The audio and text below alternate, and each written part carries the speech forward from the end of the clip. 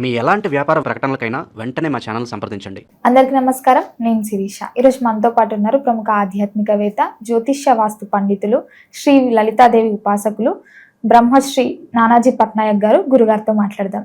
గురుగారు నమస్కారం.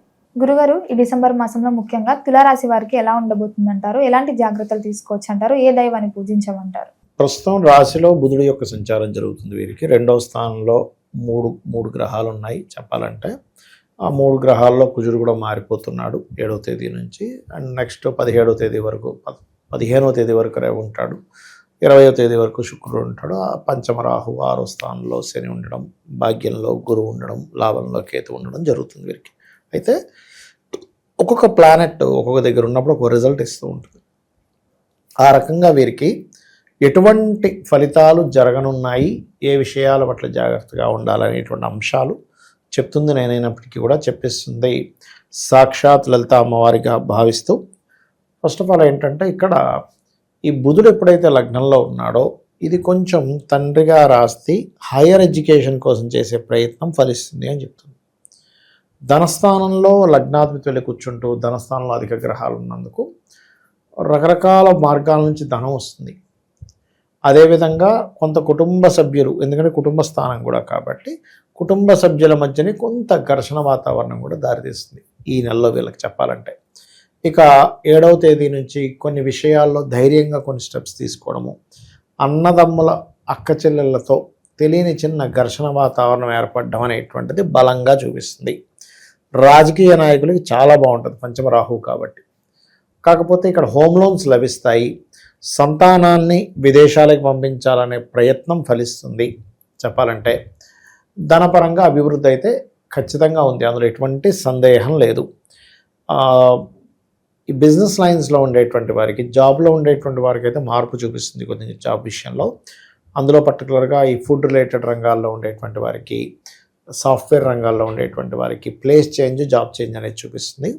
అయితే కెమికల్ రిలేటెడ్, అదేవిధంగా ఆయుర్వేద డాక్టర్లకి, సోలార్ రిలేటెడ్ ఉంటాయి, సోలార్ సిస్టమ్, సోలార్ ద్వారా వాళ్ళు ప్రొడ్యూస్ చేస్తూ ఉంటారు పవర్, అది అటువంటి వాటిని సప్లై చేసేటువంటి వారికి, ఆయుర్వేదం మెడికల్ రంగాల్లో ఉండేటువంటి వారికి లాభసాటిగా ఉంటుంది అని మనం చెప్పుకోవచ్చు చెప్పాలంటే. అయితే ఏదేమైనప్పటికీ కూడా మొదటి 20 రోజులు కూడా కొంచెం ఎక్కువ ప్రయాణాలు ఉంటాయి వీరికి. ఫస్ట్ 20 డేస్ కూడా చెప్పాలంటే కొంచెం ఏంటంటే కొన్ని విషయాల్లో ఘర్షణలు ఏర్పడుతుంటాయి. అయినా వీళ్ళు కనుక కొంచెం జాగ్రత్తగా కనుక వెళ్తున్నట్లయితే, ఎందుకంటే లగ్నాధిపతి కొంత మౌఢ్యంలోకి వెళ్తున్నాడు శుక్రుడు. సో దానివల్ల ఏంటి, ఘర్షణలు, ఎక్కడో స్ట్రక్ అయిపోయారని ఫీలింగు, లేకపోతే ఇన్సూరెన్సెస్ కట్టకపోవడం వల్ల వచ్చే నష్టాలు, ఎందుకంటే లగ్నాష్టమాధిపతి కదా శుక్రుడు ఇక్కడ. కాబట్టి ఈ విషయాల్లో కొంత జాగ్రత్తగా చూసుకుంటూ, పెద్ద మొత్తంలో ఎవరైతే మనీ ట్రాన్స్ఫర్ చేస్తారో, అందులో ముఖ్యంగా అప్పుగా ఇద్దామనుకుంటారో, ఎందుకంటే 6వ స్థానంలో శని నుండి కుజుడి దృష్టి ఉంది. 6వ స్థానం అనేటువంటిది అప్పులకు సంబంధించిన స్థానం. 3వ స్థానంలో కుజుడు ఉంటూ 6వ స్థానంలో ఉండే వాటిని చూడడం వల్ల ఏమవుతుంటుందంటే, అప్పు ఇవ్వడం ద్వారానే అనవసరంగా మళ్ళీ గొడవలు. కాబట్టి వీలైనంత మటుకు అప్పులు ఇవ్వకుండా ఉండడమే మంచిది, గుర్తుపెట్టుకోండి. కొంచెం బాడీ పెయిన్స్ ఉన్న వాళ్ళకి కొంచెం పెయిన్స్ పెరుగుతూ ఉంటాయి. కొంచెం మసాలా ఐటమ్స్ తినడం వల్ల పొట్టి కడుపులో కొంచెం రకంగా గ్యాస్ ఫామ్ అవుతూ ఉంటుంది పంచమంలో రాహు ఉండడం వల్ల. దీనికి ఏం చేయాలి అంటే, సూర్యభగవాను చూస్తూ ఒక గుమ్మడికాయ ముక్కని అక్కడ పెట్టి ఓం కూష్మాండాయ నమః అనే మంత్రాన్ని ఒక 108 సార్లు చదివి, దాని తర్వాత దాన్నే ప్రసాదంగా తీసుకొని దాని కూర వండుకోవడమో, జ్యూస్ చేసుకొని తాగినట్లయితే కూడా వీళ్ళకి ఉదర సంబంధించినటువంటి ఇబ్బందులు కూడా తగ్గుతాయి చెప్పాలంటే వీరికి. అది గురుగారు, ముఖ్యంగా ఈ మాసంలో వీరికి అకస్మాత్తుగా ధన లాభం జరిగే ఛాన్సెస్ ఏమైనా ఉన్నాయి అంటే, అనుకోకుండా ఎవరైనా డబ్బులు ఇవ్వడం అలా జరిగే ఛాన్సెస్ ఏమైనా? కొంతవరకు ఉంది, ఎందుకంటే ధనస్థానంలో అధిక గ్రహాలు ఉన్నాయి కదా, ఏదో రూపంలో డబ్బు మాత్రం వీళ్ళకి రొటేషన్ అవుతూ ఉంటుంది, దానికి ఇబ్బంది ఏం లేదు. కాకపోతే అదే వాటి మూలంగా అప్పులు ఇస్తే కొంత గొడవలు కూడా అవుతుంటాయి. ఓవరాల్గా మరి ఆర్థిక పరంగా ఎలా ఉండబోతుంది అంటారు? ఎలాంటి జాగ్రత్తలు తీసుకోవాలి? ఓవరాల్గా అయితే బాగానే ఉందని చెప్పాలి. ఇవ్వకుండా, అప్పులు ఇవ్వకుండా, మధ్యవర్తిత్వంగా వీళ్ళు అక్కడైతే సంతకం పెట్టకుండా ఉన్నంతసేపు వీళ్ళు సేఫ్గానే ఉంటారు. దానిలో ఎటువంటి ఇబ్బంది లేదు. ఎందుకంటే ఇక్కడ 6లో ఉండే శని, 3లో ఉండే కుజుడు, ఒక రకంగా చెప్పాలంటే పాపగ్రహాలు పాపస్థానాల్లో ఉంటే మంచి ధైర్య సాహసాలని ఇస్తాయి, ఇవ్వమని. కానీ ఆ గ్రహాలు గొడవను కూడా ఇస్తాయి. కాబట్టి ఏంటి, అప్పు ఇవ్వడం, ఫ్రెండ్కి అప్పిచ్చి వాడు శత్రువు అవ్వడం, ఇలాంటివి జరుగుతుంటాయి. కాబట్టి ఈ యొక్క విషయాల్లో జాగ్రత్తగా ఉంటే సరిపోతుంది వీళ్ళకి మెయిన్గా చెప్పాలంటే. ఇక వీళ్ళు ఎక్కువగా దుర్గా ఆరాధన ఎక్కువగా చేస్తుండాలమ్మా.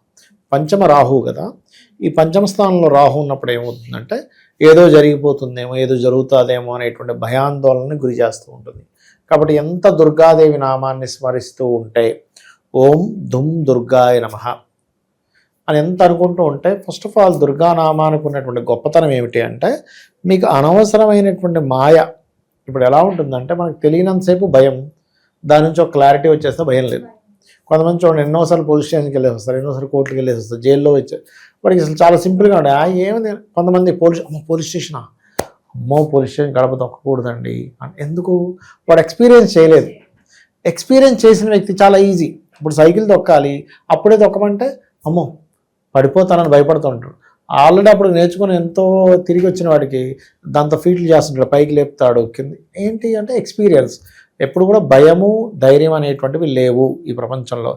మీకు జ్ఞానం ఉందా లేదా అజ్ఞానాలతోనే ఉంటుందనే విషయాన్ని అర్థం చేసుకోవాలి. అది పర్టికులర్గా ఈ తులవారికి పంచమ రాహు ఉన్నందుకు ఆలోచనలు ఎక్కువగా పెరుగుతూ ఉంటాయి. కళలో కూడా రకరకాల స్వప్నాలు రావడం, స్వప్నంలో ఒకసారి సర్పదర్శనం కూడా జరుగుతుంది. అలాంటప్పుడు వీళ్ళు కొంచెం గజేంద్ర మోక్ష ఘట్టం కనుక చదువుకున్నట్లయితే సరిపోతుంది. గురుగారు, ఇంతవరకు మనము గోచార జాతకాల గురించి చెప్తున్నారు. సో వ్యక్తిగతంగా మన జాతకాలని ఎలా తెలియజేస్తారు గురుగారు? ఏం లేదమ్మా, ఫస్ట్ ఆఫ్ ఆల్ గోచార ఫలితం ఈజ్ ఇప్పుడు మార్కెట్ ఎట్లా ఉంది, బయట వాతావరణం ఎలా ఉంది అలాంటిది. పర్సనల్ చార్ట్ ఈజ్ మనము కంప్లీట్గా ఈ జీవుడు. ఇప్పుడు ఎగ్జాంపుల్ ఇక్కడ నుంచి నేను ఒక అమీర్పేట వెళ్ళాలి, ఆటోలో వెళ్ళొచ్చు, కారులో వెళ్ళొచ్చు, మెట్రోలో వెళ్ళొచ్చు, ట్రైన్లో వెళ్ళొచ్చు, ఉదాహరణ చెప్తున్నా. రకరకాల మార్గాల ద్వారా వెళ్తా, బైక్ మీద వెళ్తా. అసలు నేననేవాడినే శక్తి లేదు, నాకు జ్వరం వచ్చింది, ఎలా వెళ్తా? మన నీరసంగా ఉంది, నేను వెళ్ళలేనంట. అంటే ఇన్ని ఉన్నాయి. కానీ అదే గోచారంలో ఇప్పుడు క్యాబులు బంద్ అయ్యాయి, ఆటో ఆప్షన్ ఉంటుంది. ఆటోలు కూడా తిరగట్లేదు, ఫ్రెండ్ బైక్ వేసుకొని వెళ్ళొచ్చు, నా బైక్ ఉంటే వెళ్ళొచ్చు. అవునా? అంటే ఏదో ఇంకొక ఆప్షన్లో మనం వెళ్తాం, గోచారం సరిగ్గా ఉండాలి. కానీ మనమే సరిగ్గా లేకపోతే అసలు ప్రయాణమే జరగదు.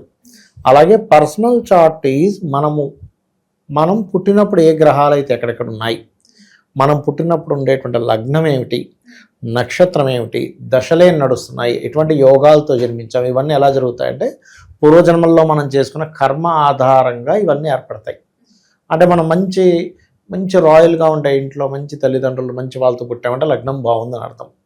మంచి సంపాదన, కొంతమంది చోటు పెద్దగా చదవకపోయినా బాగా సంపాదిస్తారు, లక్షల కోట్లు సంపాదించేస్తున్నాడు. తీరా చూస్తే 7వ తరగతి చదువుకున్నాడు. నేను చూసే ఒక జాతకం 3వ తరగతి చదువుకున్నాడు. ఆయన సంతకం కూడా పెట్టరని రాజు, నెలకు ₹1,00,00,000 సంపాదిస్తున్నాడు. ఎట్లాగా అంటే అంతే ధనయోగం ఉంది, సంతకం కూడా పెట్టండి రాదు ఆయనకి. పెద్ద ఏజెన్సీ నడిపేస్తున్నాడు. ఏం చేస్తాం? అంతే. అంటే అతనికి టీము అంత అలా కుదిరారు. అలా ఏంటంటే ధనయోగాలు బాగుంటే, ఇక్కడ ధనయోగాలు బాగుండడం ఒక ఎత్తు, ఎందులో ధనయోగం ఉందో తెలుసుకోవడం ఒక ఎత్తు. మన పర్సనల్ చార్ట్లో అసలు మీకు ధనయోగం ఎందులో ఉందో తెలుసుకుంటే మీరు తత్ సంబంధించినటువంటి ఎడ్యుకేషను, తత్ సంబంధించిన వ్యాపారం చేస్తే ఆటోమేటిక్ కలిసి వస్తుంది. ఇక మనం ఎప్పుడు మనకి డబ్బులు ఇబ్బంది వస్తుందంటే మనకి కలిసి రాని దాంట్లో మనం వేలు పెడతాము, అది మీకు కలిసి రాదు. ఎలా వస్తుంది? ఇప్పుడు భూమి లోపల ఇక్కడ వాటర్ పడతాయంటే అక్కడే తవ్వాలి, ఇంకో దగ్గర తవ్వుతే ఏమవుతుంది? శ్రమ, ధనం వేస్ట్, శ్రమ వేస్ట్. ఎలాగో ఇది కూడా అంతే. అలాగే కొంతమందికి అన్నదమ్ములతో గొడవలు ఉంటాయి. ఎందుకు ఉంటాయి అంటే మీరు పూర్వజన్మలో చేసిన అన్నదమ్ములతో, నక్కచెల్లెలతో చేసిన గొడవలు ఈ జన్మలో కర్మ రూపంలో వస్తుంది. అలాగే ఏం చదువుకోవాలి, అసలు ఏ దిశలో మీరు ఇల్లు కట్టుకుంటే మంచిది. ఆల్ డైరెక్షన్స్ ఈజ్ గుడ్, కానీ ప్రతి ఒక్కరికి ఒక డైరెక్షన్ మీకు అద్భుతమైన యోగాన్ని ఇస్తుందని ఉంటుంది. అది తెలుసుకోగలరు, అది పర్సనల్ చార్ట్లో తెలుస్తుంది.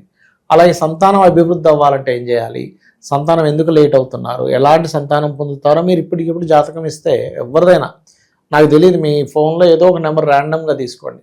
ఇప్పుడు మీరు ఫోన్ ఓపెన్ చేసి ఆయన్ని ఒక ర్యాండమ్గా కొట్టమంటే కొడితే వాళ్ళ సంతానం గురించి ఇప్పుడు చెప్పచ్చు. ఎలా ఉంటారు? అమాయకంగా ఉంటారా, లేకపోతే స్పిరిచువల్గా ఉంటారా, అగ్రెసివ్గా ఉంటారా, ఫ్యామిలీని వదిలిపెట్టి ఉండడానికి ఇష్టపడతారా, ఫ్యామిలీతో ఉండడానికి ఇష్టపడతారా, అన్నీ తెలుస్తాయి. అట్లా సంతాన అభివృద్ధికి ఏం చేయాలి, అసలు ఎప్పుడు వివాహం చేసుకుంటే మంచిది. ఇప్పుడు చాలామంది మ్యారేజ్ మ్యాచింగ్స్ చూసామండి కానీ డివోర్స్లు అయిపోతున్నాయి అంటాం కదా. కారణం ఏమిటి అంటే వాళ్ళు కేవలం మ్యాచింగ్స్ చూస్తారు, కానీ వాళ్ళకి సరైన సమయమా కాదో చూడరు.